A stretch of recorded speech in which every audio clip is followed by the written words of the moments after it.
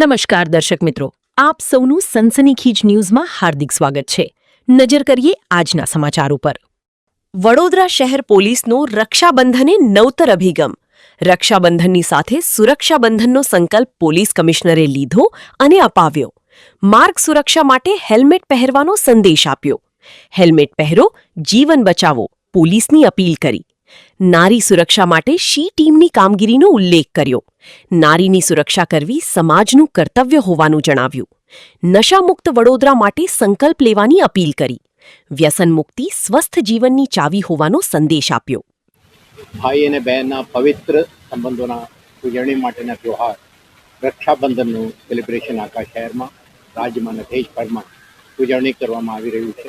આના ભાગરૂપે આજે વડોદરા શહેર પોલીસ તરફથી પોલીસ અધિકારી કર્મચારીઓ અને જેમના સેવામાં આપણે સમર્પિત છીએ એવા સ્થાનિક શહેરના વાસીઓ ભેગા થઈને રક્ષાબંધનનું ઉજવણી કરી રહ્યા છે.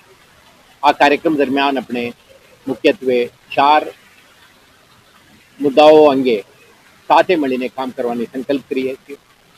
નંબર 1, મહિલા અને બાળ સુરક્ષા, જેમના માટે વડોદરા શહેર કેટલાક ઇનિશિયેટિવ્સ, કેટલાક પ્રોએક્ટિવ કામો કરે છે અને બાળકો, મહિલાઓ, વરિષ્ઠ નાગરિકો માટે ડેડિકેટેડ શી ટીમ અને મહિલા પોલીસ અધિકારી કર્મચારીઓ કામ કરતા હોય છે. તો એમને NGO અને અન્ય લોકો પણ જોડીને આપણે વધુ સતર્ક રહીએ, એમના સુરક્ષા અંગે ધ્યાન રાખીએ. સાથે સાથે માર્ગ સુરક્ષા, ટ્રાફિક પોલીસ, CRB અને અન્ય પોલીસ અધિકારી કર્મચારીઓ 24/7 કેટલાક વિસ્તારોમાં હાજર રહીને મોબિલિટી બની રહે, સુરક્ષા બની રહે તે માટે કામ કરે છે. નિયમોના પાલન કરીએ જેથી કરીને માર્ગ અકસ્માતો સર્જાતા અટકાવી શકીએ. ત્રીજું, આપણે ડ્રગ અંગે પણ નશીલા પદાર્થોના સેવનથી દૂર રહીએ અને એક સ્વસ્થ સમાજના નિર્માણ માટે સંકલ્પ કરીએ, તે માટે પણ આપણે પ્રયાસ કરી છે. અને સાથે સાથે આપણે એક મુદ્દો ઉમેરી છે, એ સાયબર સુરક્ષા. તો વરિષ્ઠ નાગરિકો પણ જેમના પેન્શન, એમના આખા જીવનમાં કમાયેલા કેટલા રકમ પણ આજની તારીખે ફ્રોડસ્ટરો લઈ લેતા હોય છે.